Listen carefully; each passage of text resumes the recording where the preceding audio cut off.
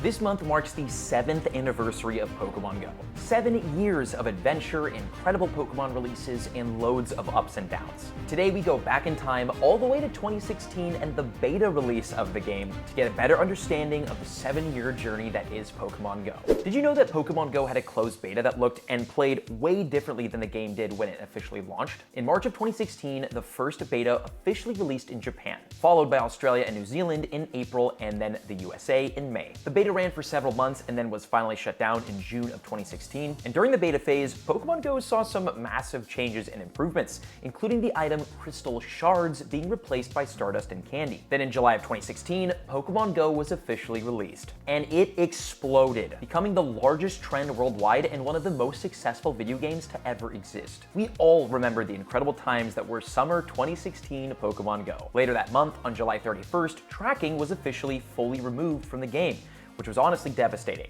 Nothing really happened next until October of 2016 and Pokémon Go's first ever event, Halloween. This featured iconic spawns of Pokémon like Haunter, Gengar, and Hypno in the wild, plus, for the first time ever, there was in-game bonuses like 2x Catch Candy and XP. A month later, in November of 2016, tracking was finally fixed and released back into the game. There was also a Thanksgiving event, and the world's first in-person Pokémon Go event, the Lapras Outbreak in Japan. Several big YouTubers flew out there for the event. Meanwhile, my little brother spoofed there and was banned shortly after. December was an amazing month due to the game's first ever holiday event, which included the first ever costume Pokemon, Santa Hat Pikachu, and players were rewarded 1 free incubator per day by spinning Pokestops, and for the first time, baby Pokemon were released in eggs. The cool thing about 2016 Pokemon is that everything that happened was completely new. It was and will always be the most exciting time this game has ever had. But the years that followed also had some incredible things that went down. Except for January of 2017, which was the most dead Pokemon Go has ever been. Literally nothing happened the entire month, and everyone thought the fun was over. Until in February 2017, Generation 2 was released in Pokemon Go. And this wasn't just a small wave of Pokemon like how new releases happen now. The entire generation was released in the wild and all at the same time. And like with the initial launch of Pokemon Go, it was madness. 84 new Pokemon all spawning in the same day, including evolutions. Everyone was outside playing and catching these new Pokemon. Also in February, we had the first ever Valentine's Day event, which featured pink Pokemon spawns and babies hatching from eggs. Then March brought the first Water Festival event and the single most important feature ever released: Shiny Pokemon. Shiny Magikarp, which was Pokemon Go's first shiny Pokemon, was released during the Water Festival event of 2017. Also, the Magikarp hat was released in-game, which I'm pretty sure was the first ever cosmetic. April brought the first Eggstravaganza event, which featured a 50% discount on lucky eggs, something we almost never see anymore. May featured the first weekend event, the Grass Weekend event, which boosted grass-type spawns. Also, the first Adventure Week event went down. This event has come back every single year since and has consistently been one of the best. July 2017 might have been one of the biggest months in Pokemon Go history. Raids were introduced into the game for the first time ever, which could be considered the greatest and most impactful update in the history of the game. We had our first anniversary event featuring the debut release of Ash Hat Pikachu, and the first ever Pokemon Go Fest event happened in Chicago. Well, sorta happened. It was kind of a complete bust. Nobody was able to log in or play the game the entire day. But we did have the first ever legendary Pokemon released into raids in Chicago during that weekend, which were Lugia and Articuno. And the streets were packed with people trying to catch theirs.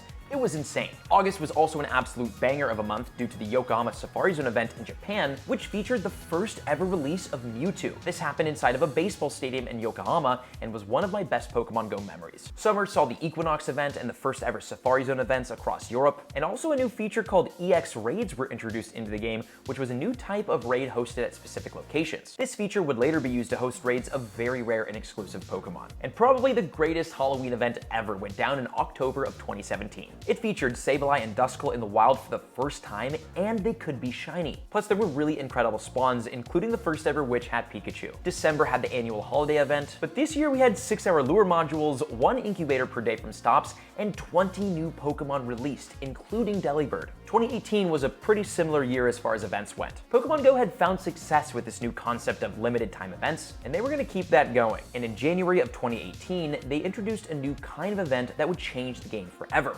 Community Day. Pikachu Community Day went down January 2018 and it was a smash hit. Players were out grinding spawns and looking for shinies, and overall it was a really fun new concept. So they brought it back again in February with Dratini, along with some amazing events, like Valentine's Day with Shiny Love Disc, Pokemon Day with the first ever costume Shiny, Party Hat Pichu and Pikachu, and the first Legendary Week, which featured Rayquaza, Kyogre, and Groudon in raids. March featured the Extravaganza event again, where tons of new baby and shiny Pokemon were hatching, and there was the first Taiwan Safari Zone that I attended and had a blast at. Plus, the field research feature was released during this month and brought a whole new thing to do in-game. April featured the iconic 8-bit April Fool's event, which was one of my favorites ever, and we had the Kanto Celebration event, which was the first time the raid Pokemon pool had been changed for an event. May brought back the Adventure Week, which had an insane 10 times XP for spinning new Pokestops. Also, the first Alolan Pokemon, Alolan Executor, was released in the game. June had the iconic Water Festival event return, and July was packed with Pokemon Go Fest excitement once again. But this year, the game actually worked, and it was amazing. One of the best Pokemon Go Fest events ever.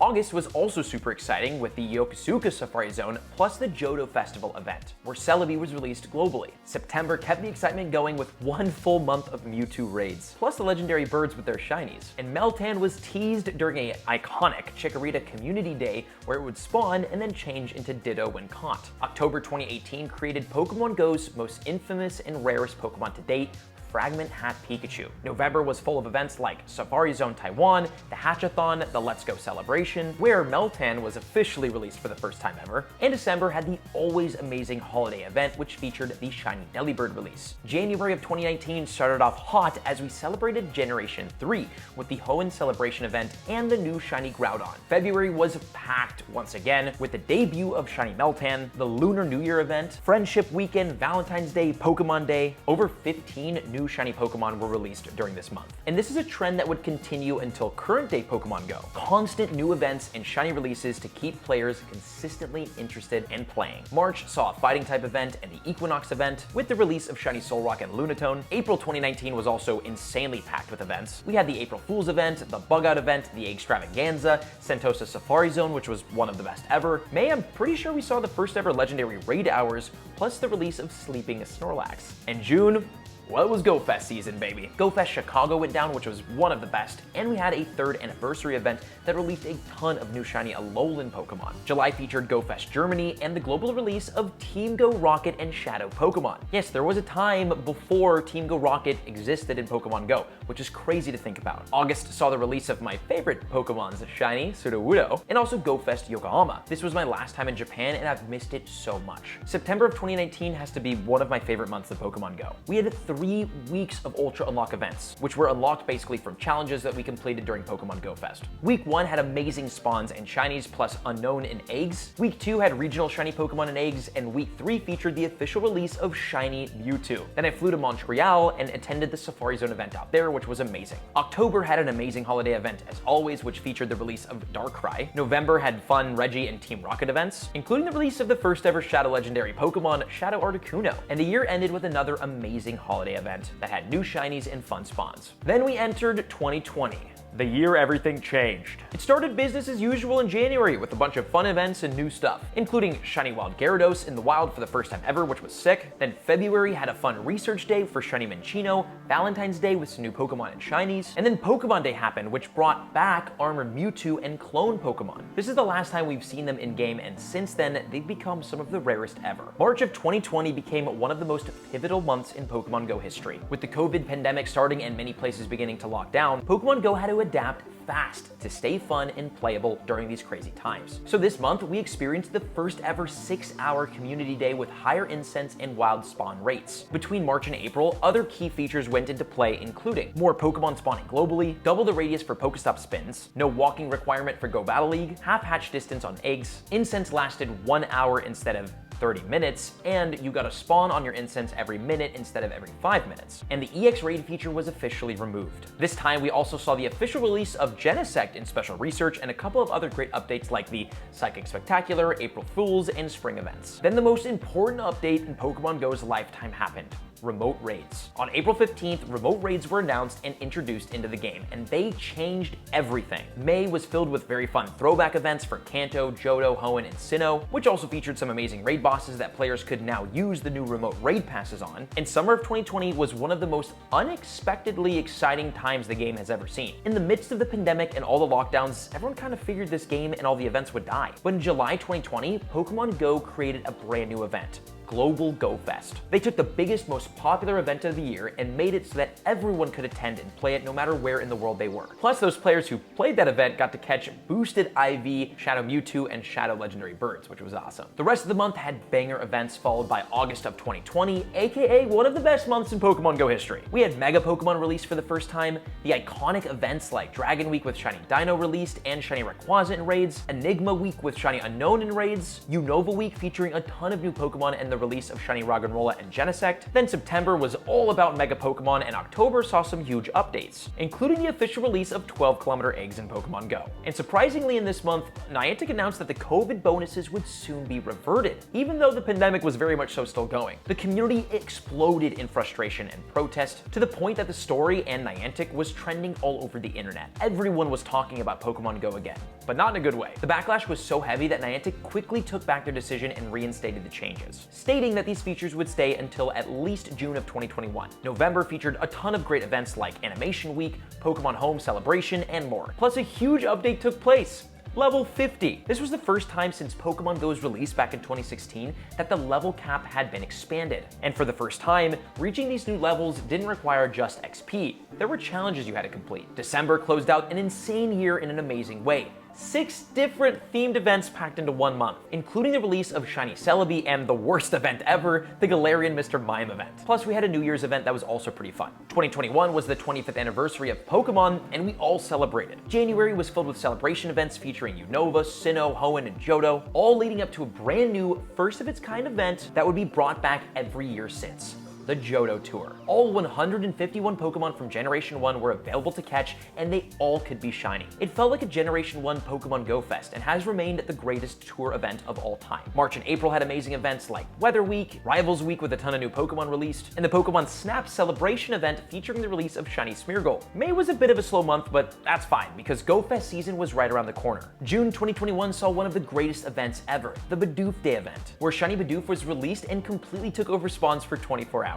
And one of the biggest controversies that ever happened went down. Pokemon Go announced that several major key features implemented during the COVID pandemic would finally begin rolling back. These included the extra incense effectiveness and the double radius for the Pokésup spin. Once again, the community erupted, and Niantic stated that they'd push the decision back to September of that year. July featured the 5th anniversary of Pokemon Go event and the Pokemon Go Fest event, which was an epic one because on day 2 of Go Fest, every single legendary that was ever released was back in raids. It was insanity. We then had 3 different Ultra Unlock events spanning into August and bringing new shinies in Pokemon. September, Hoopa was released for the first time in Special Research, and Niantic officially decided to keep the COVID bonuses for the time being, which diffused the situation with the community for a moment. Then October featured the release of one of the rarest Pokemon to date, Zarude, which came out in Special Research during an event promoting a new Netflix movie. November, we had a bunch of events, including a random Ed Sheeran collab event. December, we had the Dragon Spiral Descent event featuring Druddigon in raids for the first time with its shiny. And of course, the annual holiday event brought tons of wintry fun. January 2022 had a hot start with some really fun events, including the first ever Community Day Classic, which took older Pokemon that already had a Community Day in the past and gave them a new one for people who missed it. February featured the Valentine's Day event and the Johto Tour event, which debuted new shinies like Corsola and new Pokemon like Apex, Shadow Lugia, and Ho-Oh. March had new fun Pokemon releases, April, Ditto spawned everywhere for April Fools, and the Mega Evolution system was completely revamped to the one that we have today, which was a much needed update. May saw the release of the first ever Mega Legendary Pokemon, Mega Latios and Latias. June was packed with amazing events like Adventure Week and Pokemon Go Fest, which was decent. Compared to previous years, it was probably the weakest Go Fest ever, but it still featured the reveal of the Ultra Recon Squad, Ultra Beasts, and tons of amazing shiny Pokemon. July featured the first in-person Go Fest event since 2019 in Berlin, and it was absolutely insane. Along with the first Go Fest in the United States since 2019, which was in Seattle. and that was also absolutely insane. A literal infinite amount of shiny Pokemon. With these being the first in-person GoFest events in years, Pokemon Go really made sure to make them exciting. Also, the new Daily Incense feature was released this month along with the Galarian legendary birds. August, we had the Pokemon World Championships event, which brought the sick World's Pikachu, and we all had the Global GoFest finale event, which was